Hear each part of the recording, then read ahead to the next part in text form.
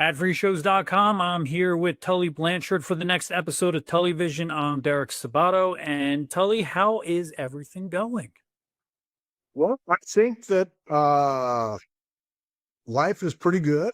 I went to Costa Rica for a Okay. couple weeks and had a stem cell procedure done. So I'm in the recovery mode of getting my left hip better That's good. so that I can maybe make a comeback.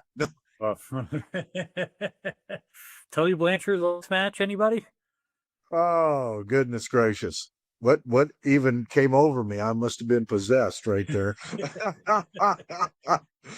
No, it is but it's a very interesting procedure Sure. and my left hip is feeling better.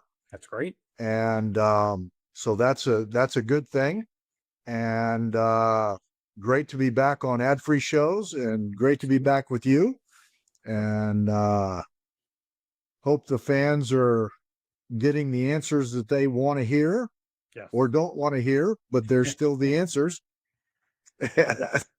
We got a lot of questions about our topic today. And actually, our topic today was chosen by the fans. They wanted to talk about your experience in Extreme Championship Wrestling.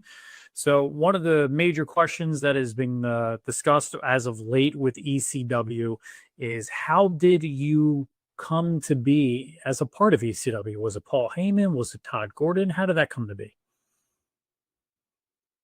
I don't really remember. Um,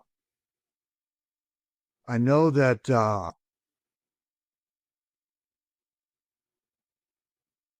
Paul had something to do, had a lot to do with it. Sure.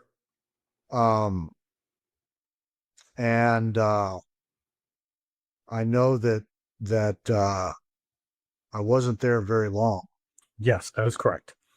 and wrestled Shane 2 or 3 times. Yes. And other than that, it was an interesting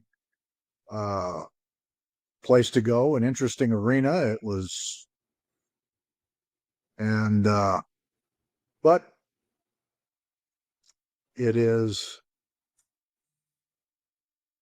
not bad memories, That's good. although it was a very long heel match Yes. the first time I wrestled Shane.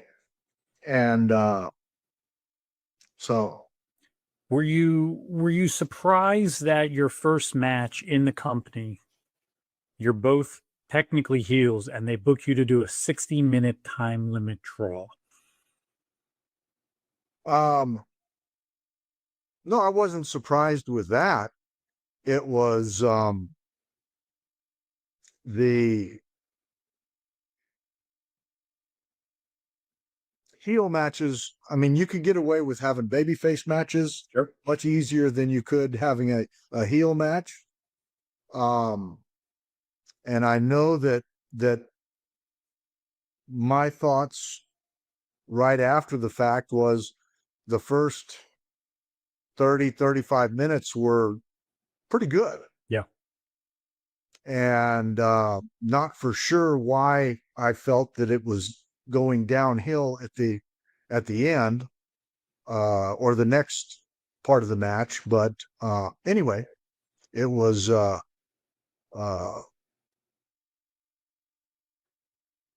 100% of our effort for sure. Yeah.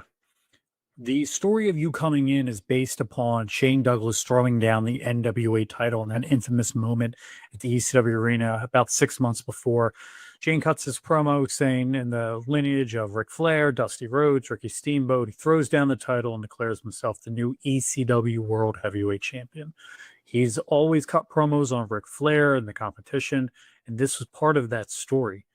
Did you know of Shane throwing down the NWA title, and what did you think of that? I probably did not know specifics on at that time because I was out of wrestling Sure. for the most part. And it was, I knew that he was a great talent. And I always thought he should have been a great baby face, but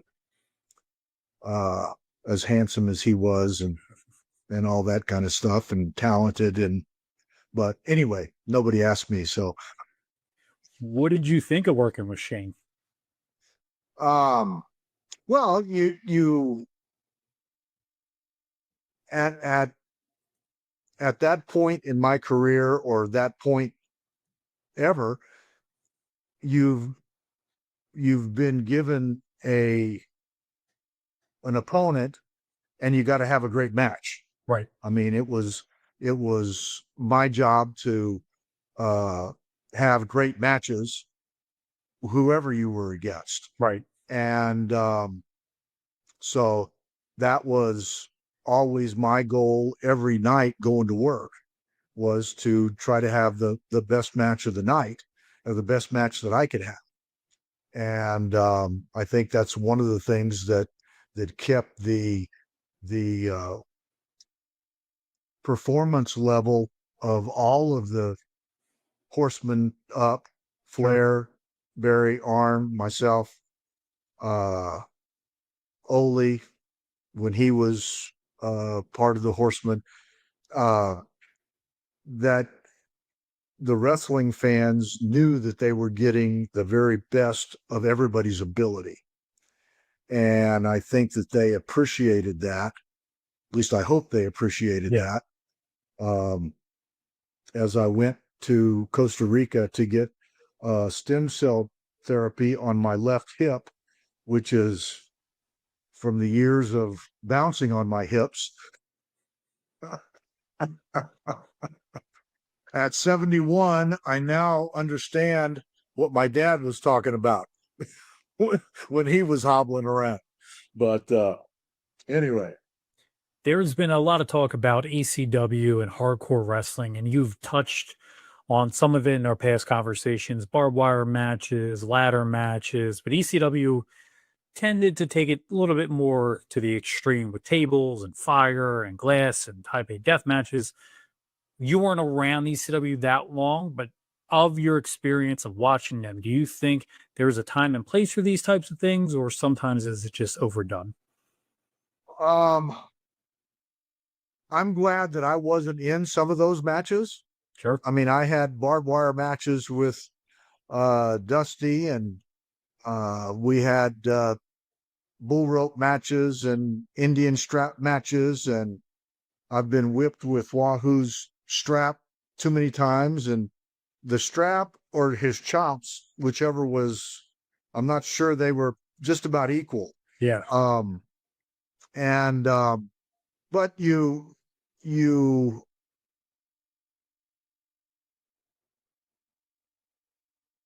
in the art of having a match, my job was to make it as real as possible. And when you get things that are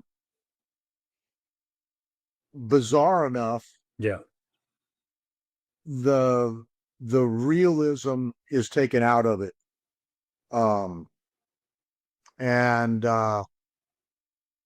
Those are probably comments that I've never made before.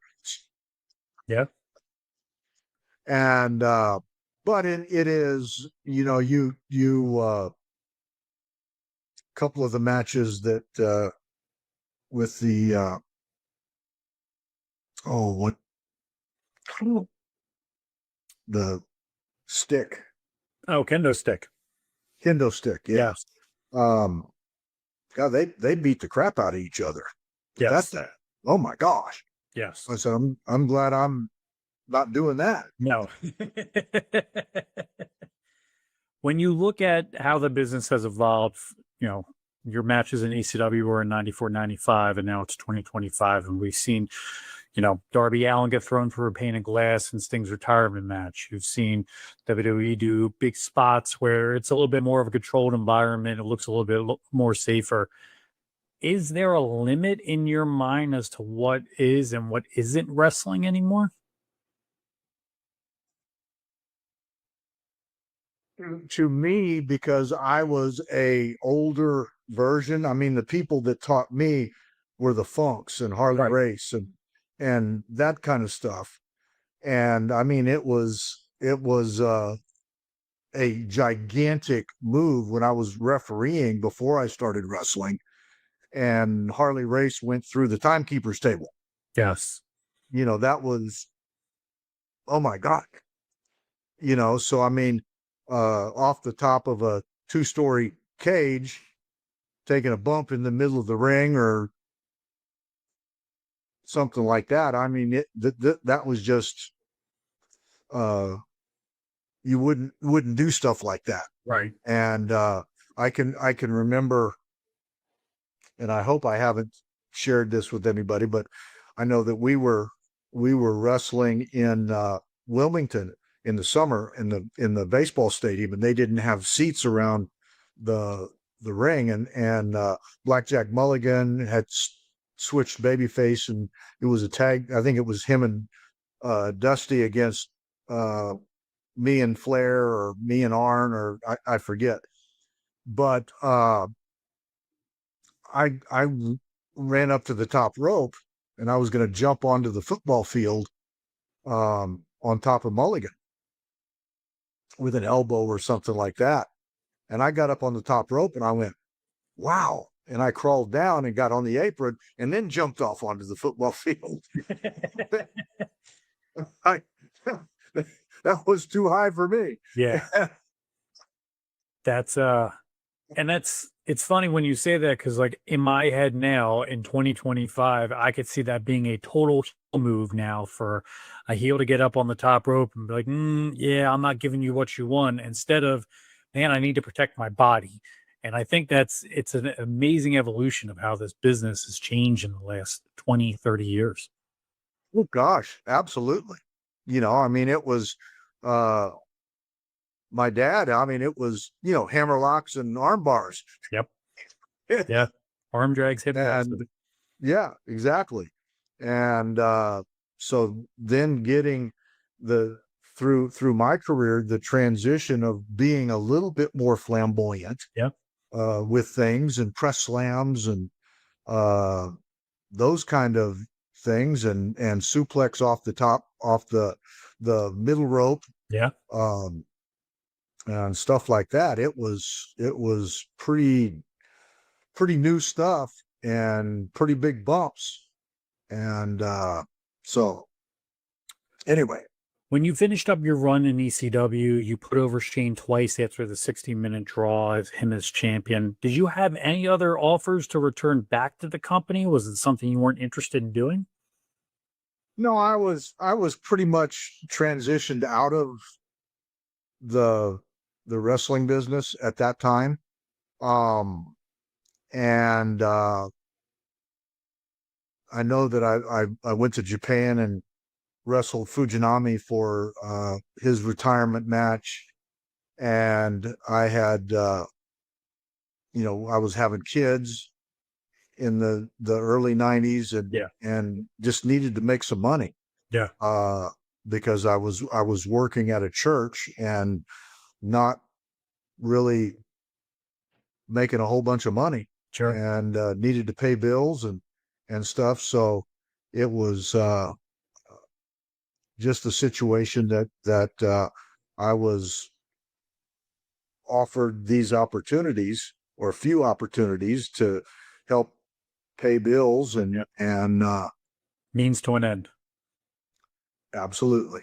Did you ever get a chance to watch any of the ECW product after the fact when they on syndication or hit national TV on TNN? Um, no, I really didn't watch wrestling. Um, Once I was Out. really out of it, Yeah. I was busy traveling around the country doing prison and jail stuff, Sure. and it was very time consuming, and it was A lot. yeah. Yeah, no, I understand that. Did you ever get an opportunity to see the creative genius that Paul Heyman had at any point in time during his career, or was it never really anything you encountered? Um, I saw Paul a couple of times afterwards, Hmm. and he had a great mind for uh this Sure. business. And but again, I was so removed from it that I didn't uh get Encounter. caught up in that direction anymore. Speaking of getting caught up in a direction, and I'm going to put a pin in our conversation about ECW, Shawn Michaels recently named his pro wrestling Mount Rushmore. And I want to read you the quote. To me, I've always felt like there's, I don't know, they're just your personal favorites, I think. But yeah, I've got a few. Mine date back to the mid 80s or late 70s. I always put Terry Funk in there. I usually put Harley Race in there, Ric Flair. And then the fourth one's always a little tough for me, but it goes to Tully Blanchard because that's who I grew up with. When you hear that and you hear the guy who's essentially number two in the company creatively of WWE say that you were on his Mount Rushmore, what does that mean to you? Um, it kind of makes me a little bit speechless. Um, I know that I tried to be the best performer that I could be, and I mean, my you got Terry Funk, Harley Race. I'd have to throw Dory Funk in there too.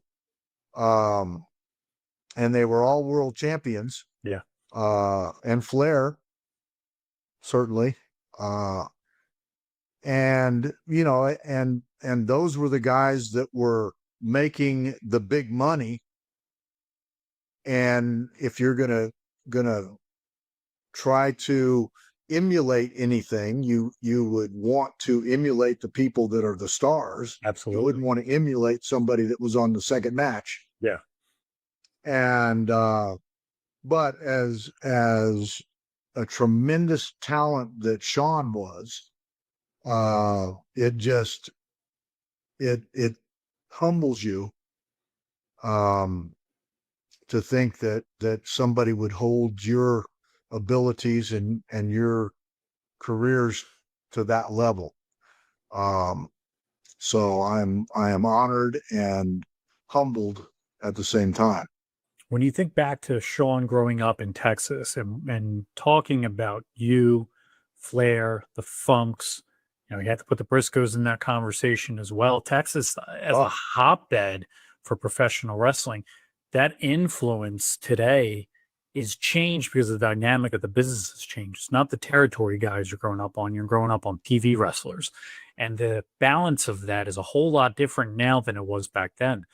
But Sean growing up in Texas, Jose Lothario, your yeah. dad, tremendous talent that came through the state. Dick Murdoch came through the state of Texas. There really is not much else to compare to in the territories for the level of talent back then than was Texas. Yeah, but you had three big territories. And then when Dad and I started Southwest Championship Wrestling, that was based in San Antonio. But you know the Funks up in Amarillo, and my gosh, if you had Terry and Dory, you didn't need much else. No. And then you had for us, Jose Lothario was just phenomenal. Yeah. And when Wahoo was a baby face and partnered with him, oh my gosh, there was not anybody that could make comebacks like Wahoo McDaniels, and it was uh, unbelievable to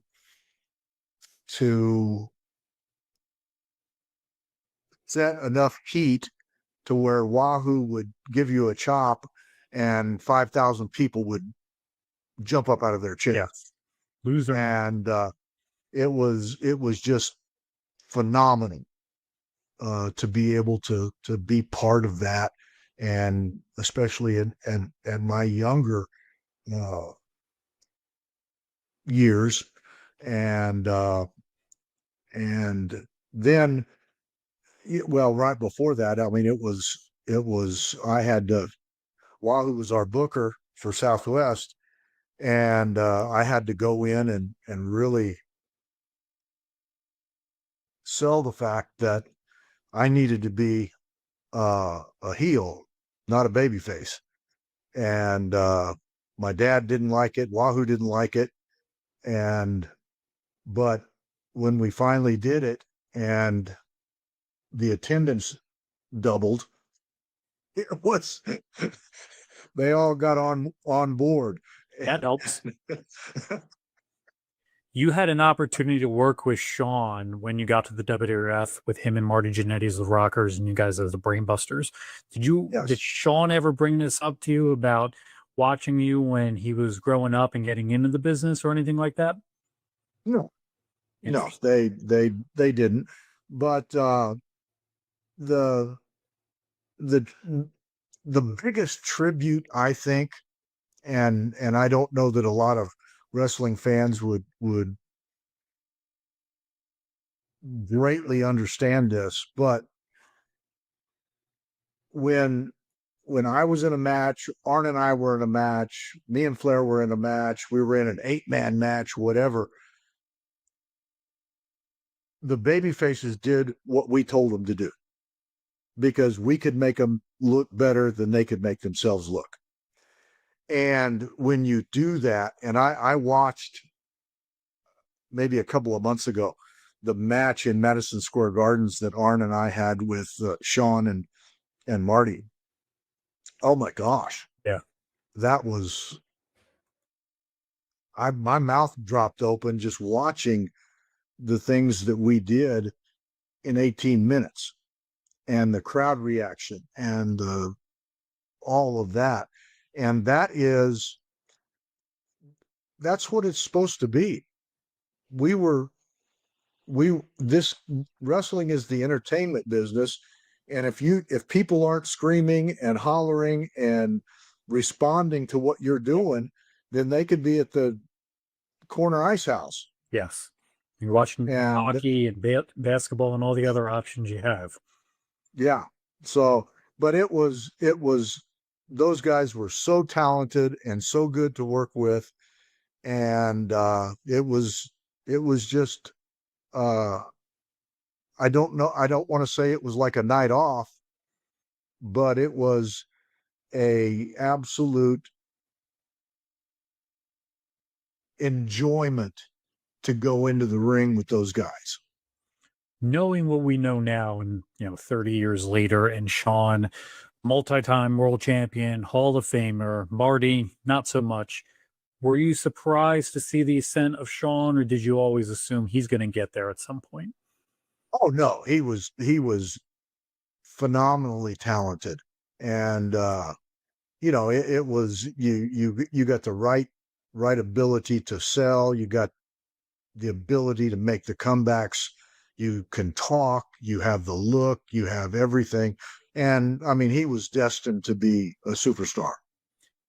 People talk all the time about the it factor, and you saw it in Sean, and it's not hard to see it when someone has it. How difficult is it sometimes to put the complete package together around that person? Is it just based upon they have to want it just as bad as they have it? Well, it is back in those days, it was probably a little easier because of the TV show was not the product yet. Right. The TV show was meant to make stars, bad guys and good guys. And so if you're being able to do that, they're giving you time to talk, they're giving you time to get your personality over and the things that you needed to do. Now your TV time is the TV show is the product. Yeah. And you don't have time to create new talent. You don't have time to create things like that. and it would have been difficult to get yourself over in the course of 45 seconds. Yeah. And so being in the business at the right time is certainly good. When you left the WWF, I don't think you ran back into Shawn again until Ric Flair's retirement and that whole segment and story in Florida. What was it like seeing Shawn again? Did you get a chance to catch up with him or see him at that point? Not a lot, because we were still in separate dressing rooms and all of that kind of stuff. And but it was great to see him and know where his career was landing. Yeah. And and just being there for Flair's retirement. That was a pretty exceptional night. Have you had any conversations with Shawn recently? Stopped by any shows, seen his work in NXT, anything like that? I saw him briefly at the Saturday night's main event Yes. in San Antonio. Yep. And he was certainly very, very busy. And I was just there to walk out and with Arn and hold up four fingers and let the people cheer a little bit, and then go back. But got to give him a hug and shake hands, and that was about it. It's got to be satisfying to know someone as high up and the legacy he has in the business give you recognition regarding being on his Mount Rushmore. Who's on your Mount Rushmore?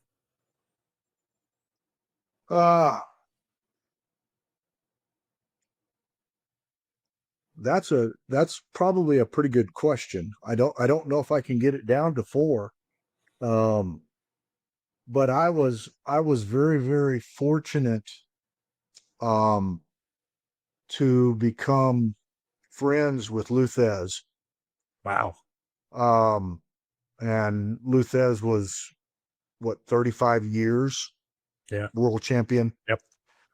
And Lou taught me a lot about being a star, and probably put my career up over the edge. So Lou would probably be there. I would the Funks, Wahoo McDaniels was one of my great opponents. And then we switched him heel for a little bit in North Carolina, and that was when Dusty became the booker. That was our first sellout, was Yes. me and Wahoo against Dusty and Mulligan. Oh my gosh, that was pretty dynamic. There were probably, Dusty for me was an unbelievable opponent. When he was booking, whenever he got whatever, throw me against him, and we made money. Yeah. So that was dynamic. And you can't nix the Briscoes either. So I've got 8 people already. It's a tough Rushmore. You got a couple layers of them. One of my favorite things looking back, and especially talking with you, I talked with Lex this morning, I'll be talking to Jerry Briscoe a little bit later today, is being able to see the array of talent that everyone got a chance to work with and how in high regard everyone has for each other. To me, I think that's my favorite part of having these types of conversations, is that you hear everyone's kind words for everybody. One of the major things that's going on in wrestling right now is Jim Ross, unfortunately, is battling a cancer diagnosis. And when I hear these matches, and I know Jim didn't call all of them, but some of the major matches I've heard in my lifetime have been Jim's voice to it.